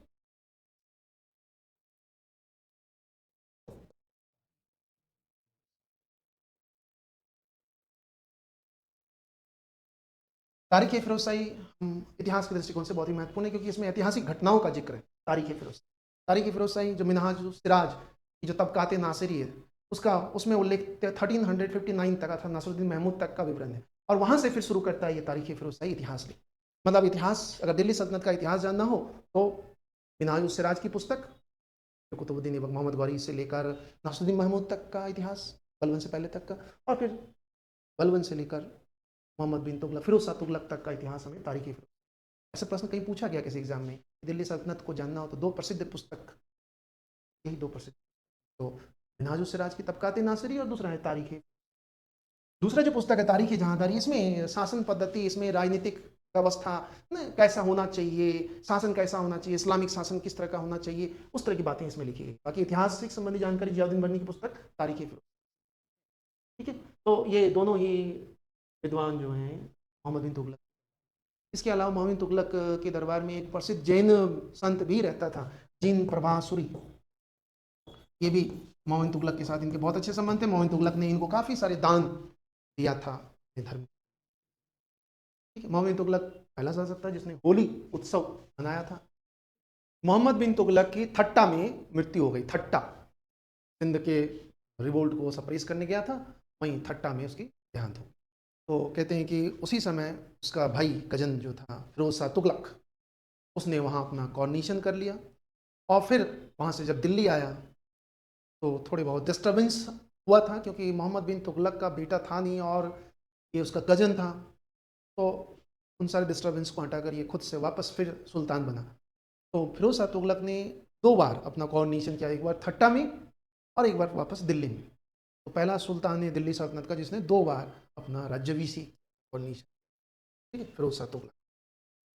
देखो, फिरोज शाह तुगलक के समय बहुत सारे चैलेंजेस था, क्योंकि इनके जो बड़े भाई मोहम्मद बिन तुगलक था उसने उलेमास को नाराज कर लिया था।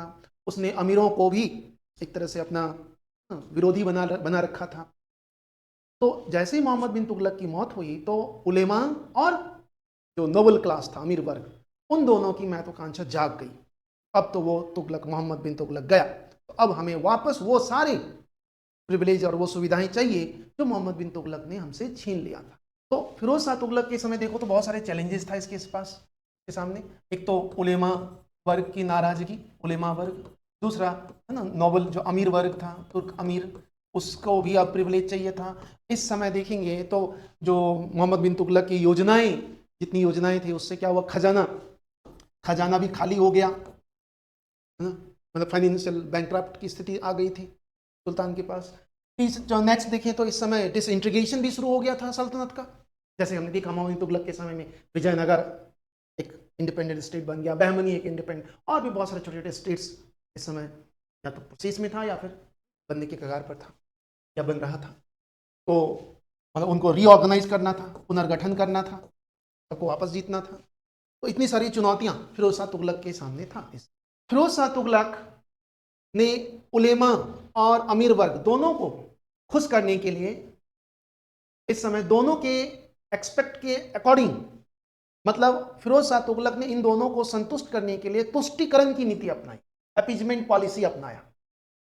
जैसे उलेमा वर्ग, भाई हमें अब धर्म को, जैसे मोहम्मद बिन तुगलक ने धर्म को साइड किया था, अब धर्म को, तो फिरोज शाह तुगलक ने फिर से इस्लामिक राज्य, है ना, भाई हमें तो इस्लामिक स्टेट बनाना है। क्यों बनाना है? तो उलेमा को संतुष्ट करना है। तो इसने इस्लामिक स्टेट बनाने के लिए प्रयास किया, मतलब कि वो सारे रूल्स रेगुलेशन जो इस्लाम के अकॉर्डिंग होता है, जो सरिया में लिखा हुआ है, उसी के अकॉर्डिंग शासन करेंगे। देखेंगे इनके जितने भी कार्य हैं इसी के कॉन्सिक्वेंसेस हैं। जैसे देखेंगे कि इसने, फिरोज शाह तुगलक ने शासक बनते ही, है ना, बहुत सारे टैक्सेस था सल्तनत में, उसने वो सारे टैक्सेस, कहते हैं कि इस समय 24 प्रकार के कर इंपोज था। इसने क्या किया, फिरोज शाह तुगलक ने वो सारे करों को समाप्त कर दिया और सिर्फ इस्लामिक प्रोविजन के अकॉर्डिंग सिर्फ 4 प्रकार के कर को इंपोज किया, क्योंकि सारे कर समाप्त, सिर्फ 4 ही कर अब लिया जाएगा। कौन से वो 4 कर है जो इस्लाम में प्रोविजन था, जैसे जजिया, जकात, खराज और खम्स। इसी 4 कर का इस्लाम में प्रावधान था। लेकिन हमारे यहाँ सुल्तानों ने बहुत सारे कर लगाए थे, जैसे अभी दिखा हमने अलाउद्दीन खिलजी ने घड़ी कर, चराई कर, खूब सारे, कहा कि नहीं सिर्फ 4 कर देना है, जजिया, जकात, खराज, खम्स। अब यहाँ देखो जजिया, जैसे कि हमारे यहाँ जजिया क्या है, जजिया कर गैर इस्लामिक लोगों को ये कर देना पड़ता था सुरक्षा के नाम पर, क्योंकि इस्लाम में ये प्रोविजन था कि भाई इस्लामिक फॉलोअर्स जो हैं वो भी अपने राजा को मदद करेगा, वो उसका धार्मिक कर्तव्य था। लेकिन यहाँ नॉन इस्लामिक फॉलोअर्स ज़्यादा हैं, तो यहाँ वो कर्तव्य से आपको छूट मिलेगी, लेकिन आपको उसके लिए सुरक्षा कर के रूप में देना पड़ेगा जजिया कर। जजिया कर कोई धार्मिक कर नहीं था, ध्यान रखना है, ये धार्मिक कर नहीं है, ये एक धर्मनिरपेक्ष कर है ना, जजिया कर, जो कि सुरक्षा के नाम पर एवज पर लिया जाता था गैर मुसलमानों से। हमारे यहाँ जैसे इस्लाम में ये प्रावधान था कि जजिया कर किनसे नहीं लिया जाएगा, जो गैर मुसलमान है उनमें से किनसे नहीं लिया जाएगा, तो स्त्रियों से नहीं ली जाएगी, बच्चों से नहीं लिया जाएगा, अपंगों से नहीं लिया जाएगा और भिखारियों से नहीं लिया जाएगा, सब ये एक्सेप्शन। लेकिन जब हमारे यहाँ तुर्कों ने ये जजिया कर लगाया, पहले अरबियों ने सिंध में देखा हमने, फिर तुर्कों ने लगाया, तो ब्राह्मण भी इस कर से बाहर था। ब्राह्मणों पर तुर्कों ने यह कर नहीं लगाया, अर्थात ब्राह्मणों की तरह से समझो कि तुर्क भी ब्राह्मणों के महत्व को समझता था कि भाई ये हिंदू समाज के सबसे चतुर चालाक वर्ग हैं, तो इनका सहयोग चाहिए। शायद इसी उद्देश्य से, इसी कारण से देखते हैं हम, तुर्कों ने ब्राह्मणों को इस कर से दूर रखा था। लेकिन फिरोज शाह तुगलक ने कहा कि नहीं, हम तो ब्राह्मणों से भी लेंगे। तो फिरोज शाह तुगलक पहला शासक था जिसने ब्राह्मणों से भी जजिया कर लिया था।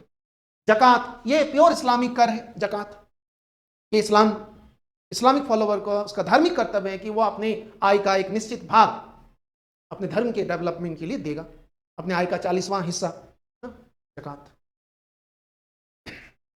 खराज, ये भी खराज भूमि कर था, इसको भी फिरोज शाह तुगलक ने बिल्कुल कम कर दिया, 1/2 से लेकर 1/3 तक ही कर लिया, 1/2 से 1/3 तक। जैसे कि मोहम्मद बिन तुगलक और अलाउद्दीन खिलजी ने क्या किया था, 1/2, इसने कहा कि नहीं 1/3 मैक्सिमम 1/3 लेंगे और मिनिमम 1/5 से लेकर 1/3। और खम्स, अलाउद्दीन खिलजी ने खम्स का शेयरिंग बदल दिया था। पहले था कि 20% सुल्तान के खजाने में जाएगा, 80% सैनिक लूट के माल का हिस्सा रखेगा। अलाउद्दीन खिलजी ने कहा था नहीं, 80% खजाने में जाएगा और 20% सैनिकों को। इसने कहा कि नहीं भैया, खम्स 20% हमें दो, 80%। तो ये जजिया, जकात, खराज, खम्स, यही 4 कर रखा, बाकी सारे करों को समाप्त कर दिया फिरोज शाह तुगलक ने उलेमा वर्ग को खुश करने के लिए या इस्लामिक राज्य की स्थापना के लिए उसने इस्लामिक रूल्स रेगुलेशन, जैसे महिलाओं को, जो मुस्लिम महिलाएं थे उनको पीर मज़ारों में जाकर प्रे करने की जो प्रोविजन था उसको भी खत्म कर दिया कि नहीं, महिलाएं नहीं जा सकते हैं। और तो और इसने कई मंदिरों को भी तोड़ा, जैसे अभी देखेंगे हम उड़ीसा के अभियान में इसने जगन्नाथ मंदिर की मूर्तियों को तोड़ा और तो फिर कहते हैं कि मक्का मदीना भिजवा दिया था इसने, ठीक है। कांगड़ा के ज्वालामुखी मंदिर के को लूटा, तोड़ा फोड़ा। तो ये उलेमा वर्ग, इस्लामिक, तो उलेमा वर्ग को संतुष्ट किया इससे, मतलब इस्लामिक राज्य की स्थापना का ना कोशिश। दूसरा अमीर वर्ग को खुश करने के लिए उनके सारे विशेषाधिकार उनको वापस कर दिया और तो और उनके पद भी वंशानुगत कर दिया, सैनिकों के पद भी वंशानुगत कर दिया इसने, मतलब पद ही वंशानुगत कर दिया सबका, है ना, हेरिडिटरी बना दिया। सोचो, अधिकारियों का भी पद वंशानुगत और तो और सैनिकों का भी पद वंशानुगत कर दिया, तो क्या होगा इस राज्य का अब। मतलब यहीं से शुरू हुआ सल्तनत का डिक्लाइन, पतन, जो चलता रहा लेकिन सिमटता गया, छोटे छोटे नए नए राज्य बनता गया। इसी के समय से खजाना खाली हो गया, उसके लिए कोई उपाय नहीं किया, खजाना 1200 बाग लगवाए, देखेंगे। और राज्य के पुनर्गठन फिर से रीऑर्गेनाइज करेंगे, उसमें भी ये असफल रहा। इसी के समय देखेंगे बंगाल स्वतंत्र हो गया, इसी के समय देखेंगे और भी बहुत सारे छोटे छोटे राज्य स्वतंत्र, ठीक है। तो फिरोज शाह तुगलक नए शासक बनते ही, है ना, इसने, और हाँ, खलीफा इसने खलीफा से ना केवल खिलवत लिया बल्कि अपने आप को खलीफा का नायब डिक्लेयर किया कि मैं खलीफा का नायब हूं। ये पहला सुल्तान था जिसने अपने आप को खलीफा का नायब, नायब का मतलब होता है सलाहकार, है ना, असिस्टेंट, है ना, मैं सलाहकार हूं, असिस्टेंट हूं, नायब हूं, इसने अपने आप। तो फिरोज शाह तुगलक, फिरोज शाह तुगलक देखें तो इसने इसी के समय में बंगाल स्वतंत्र हो गया, है ना, बंगाल पर इसने 2 बार अभियान किया बंगाल को जीतने के लिए, और दोनों ही अभियान में असफल हुआ। पहला अभियान में शमसुद्दीन शमसुद्दीन इलियास शाह बंगाल का शासक था। शमसुद्दीन इलियास शाह जब बंगाल अभियान किया, शमसुद्दीन इलियास शाह ने बंगाल में स्वतंत्र डिक्लेयर कर दिया था अपने आप को, इंडिपेंडेंट। फिरोज शाह तुगलक ने अभियान किया लेकिन वो वापस आ गया खाली हाथ, नहीं जीत पाया। फिर वापस एक बार और अभियान किया था बंगाल मिशन। इस समय शमसुद्दीन का पुत्र सिकंदर शाह, ये भी फिरोज शाह तुगलक की अधीनता स्वीकार नहीं किया, बल्कि फिरोज शाह तुगलक को वापस खाली हाथ आना पड़ा, और ये अपने आप को तो इंडिपेंडेंट ही डिक्लेयर कर दिया कि जाओ भैया जो करना है कर लो, हम तो आप स्वतंत्र हैं। तो फिरोज शाह तुगलक के समय ही सिकंदर शाह ने बंगाल को सल्तनत से कंप्लीटली इंडिपेंडेंट। इसी के समय देखते हैं उड़ीसा, उड़ीसा, इस समय यहां का शासक था भुवन देव थर्ड, उड़ीसा का शासक। इस पर भी आक्रमण किया, उड़ीसा अभियान किया था। इसी अभियान में कहते हैं कि उड़ीसा जगन्नाथपुरी, है ना, के मंदिर को इसने नुकसान पहुंचाया, जगन्नाथपुरी के मंदिर को, है ना, और यहाँ की मूर्तियों को तोड़ दिया था।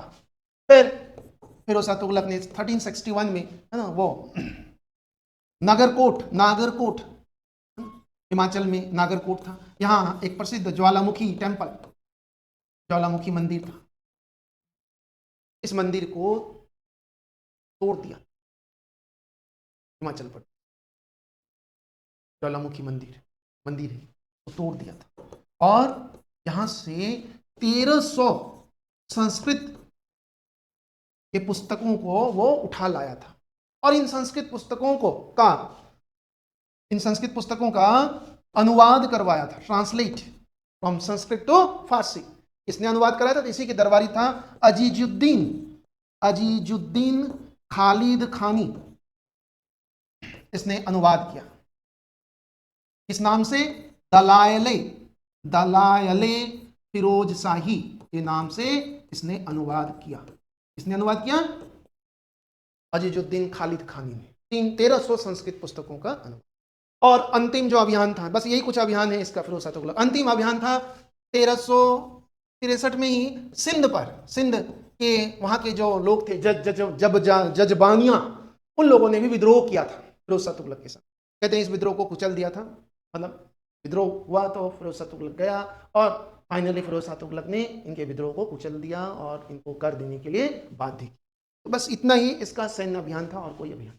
बंगाल इसके समय में स्वतंत्र हो गया, और फिर कभी सुल्तानों ने वापस बंगाल को कॉन्कर नहीं। फिरोज शाह तुगलक बहुत सारे जन कल्याणकारी कार्य भी किए थे, जैसे इसने युवाओं को रोजगार और पेंशन देने के लिए, है ना, एक विभाग खोला था, दीवान ए इस्तिहाक पेंशन विभाग, दीवान ए इस्तिहाक पेंशन डिपार्टमेंट। इसके अलावा, है ना, जो मुस्लिम लड़कियां थी जिनके माता पिता पैसे के अभाव की वजह से विवाह नहीं कर पाते थे, ऐसे लड़कियों के विवाह के लिए दीवान ए खैरात नाम से एक विभाग, दान विभाग स्थापित किया, दीवान ए खैरात। फिरोज शाह तुगलक को दासों से बहुत प्रेम था, इनके पास एक से बढ़कर एक क्लास का कलेक्शन था दासों का।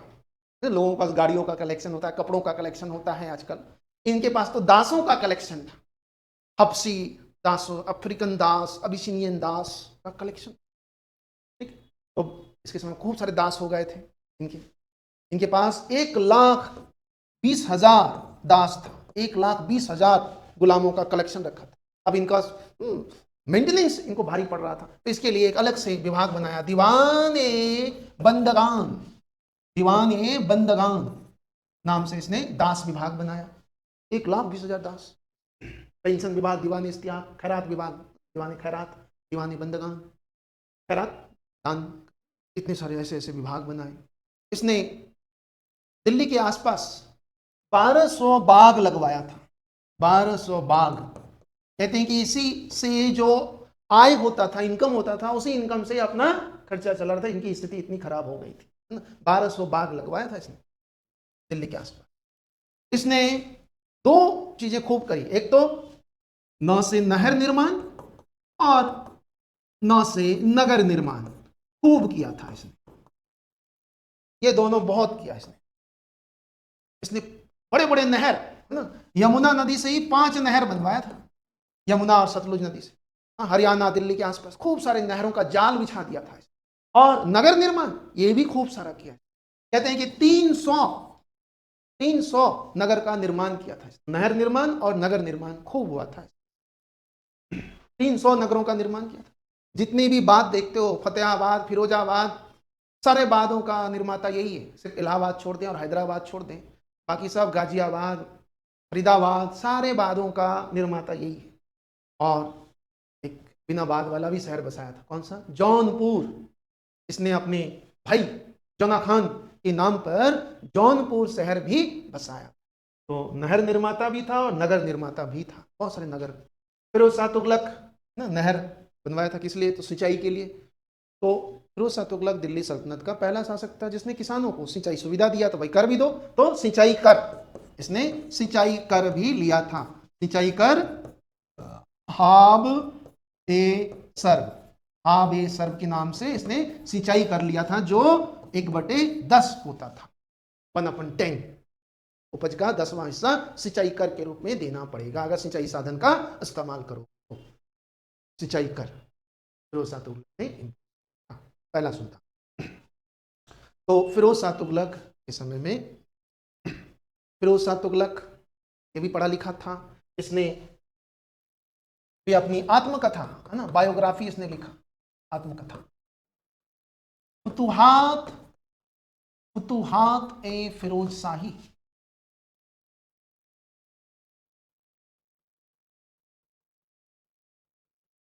फिरोज शाह ने लिखा, फुतुहात ए फिरोज शाही। फिरोज शाह तुगलक ने अपना बायोग्राफी लिखा, फुतुहात ए फिरोज शाही के नाम से।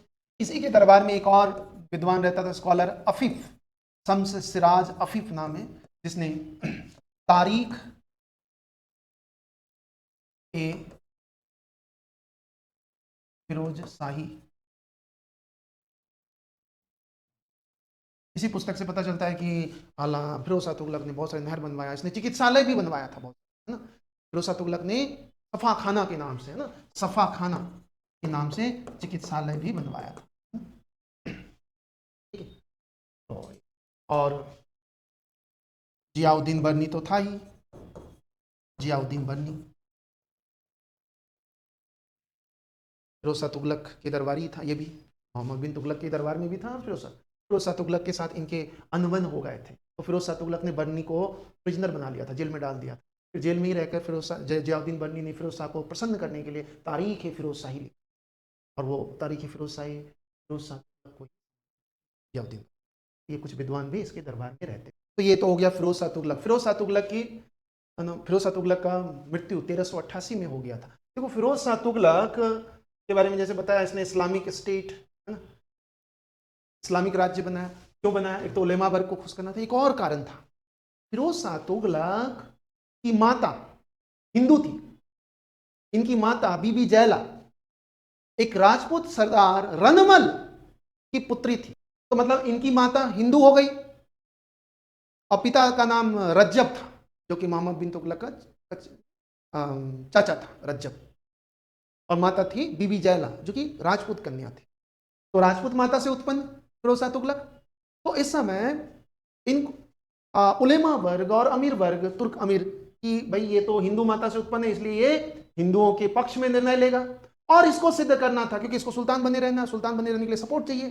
तो इनको भाई हम सिद्ध करना था कि भाई प्योर इस्लामिक है, हम सबसे बड़ा इस्लाम के सिपाही हैं, इसलिए भी इसने इस्लामिक राज्य बना।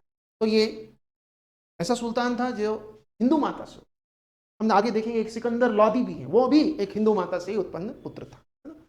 तो जब हिंदू माता से उत्पन्न होते थे, उनकी वो दिखाने के लिए कि भाई हम तो इस्लाम के फॉलोवर हैं, भक्त हैं, तो वो हिंदू विरोधी नीतियां लागू करते थे, मंदिरों वगैरह को तोड़ने की कोशिश करते थे, जैसे कि फिरोज शाह तुगलक ने की। ठीक। तो फिरोज शाह तुगलक के समय में हमने देखा ये सब। ठीक। फिरोज शाह तुगलक चिकित्सालय, बहुत सारे सफा खाना भी खुलवाया था। जियाउद्दीन बर्नी इसकी तारीख फिरोज शाही, एक तारीख फिरोज शाही इन्होंने अभी ने भी लिखा, एक तारीख फिरोज शाही। और इनकी दूसरी पुस्तक तारीख जहांदारी। तो फिरोज शाह तुगलक जिनकी मृत्यु 1388 में हो गई, उसके बाद तो दिल्ली सल्तनत मतलब तुगलक वंश का पतन हो गया। उसके बाद देखें तो एक से एक के बाद एक कई तुगलक सक्सेसर हुए, मतलब फिरोज शाह तुगलक के बाद कई उत्तराधिकारी हुए। पहले आया गयासुद्दीन तुगलक, आया गया। फिर अबू बकर, ये भी आया गया, निपट गया। फिर नसरुद्दीन महमूद शाह, ये भी आया गया, है ना। फिर सिकंदर शाह, ये तो कुछ सप्ताह के लिए, 2-3 सप्ताह के लिए सुल्तान बना था, इनकी दशा ये हो गई। और अंतिम शासक था नासिरुद्दीन महमूद शाह, जो इस समय से इस समय तक शासन किया। इसी के समय कहावत बन गई कि तुगलकों का शासन, है ना, दिल्ली से पालम तक, दिल्ली से पालम तक इनके शासन। पालम, पालम कहाँ है जानते हैं, दिल्ली एयरपोर्ट, सैनिकों का एयरपोर्ट दिल्ली में। तो दिल्ली से पालम मतलब दिल्ली ही रह गया इनका शासन, बाकी सारे पूरे भारत स्वतंत्र हो अलग अलग। इसी के समय हम देखते हैं एक आक्रमणकारी 1398 में तैमूर लंग का आक्रमण। तैमूर, और तैमूर ने दिल्ली को लूट लिया, है ना। जब तैमूर दिल्ली को लूट रहा था तो ये भाग गया दिल्ली छोड़कर। फिर जब तैमूर लूट पाट कर चला गया तो वापस आया, ये फिर से शासन किया, लेकिन जैसे थे शासन। इसी के शासनकाल में देखेंगे खिज्र खान आता है, जो हटाकर खुद एक नया डायनेस्टी बनता है, जिसको सैयद डायनेस्टी। ये हो गया तुगलक।